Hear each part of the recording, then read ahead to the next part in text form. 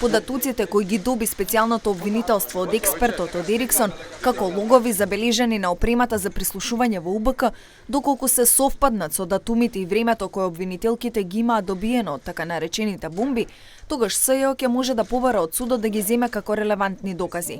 Според Мимоза Ристова, основач на Центарот за форензичка едукација при УКИМ, начинот на кој само Ериксон има пристап до податоците може да се спореди со црните кутии во авионите, кои може да бидат прочитани единствено од производителот на авионот. Ериксон опремата пресретнува само комуникации, влегува во цицање едноставно на дел од сигналот кој што провајдерот Телеком, VIP, One или било кој го обезбедува за да двајца комуницираат, тегне дел од сигналот и го пушта на кај УБК апаратурата за прислушување. Кодот таму впишан, тој запис ќе покаже кој се е вклучен.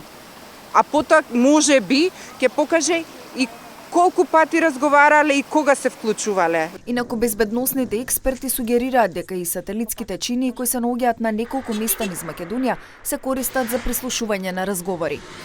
На само неколку километри од Скопје се наоѓаат овие сателитски антени кои ги гледате позади мене. На главната врата не пишува чија сопственост се овие антени.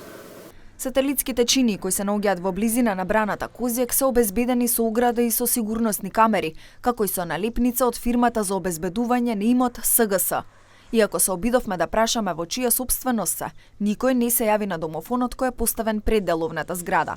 Според катастарот на Македонија, сателитските чинии се наоѓаат на пасиште на имот во општина Јаболци со број на парцела 37/2, додека деловната зграда се наоѓа во средината на имотот. На интернет мапите од катастарот нема податоци за сопственикот на овој имот.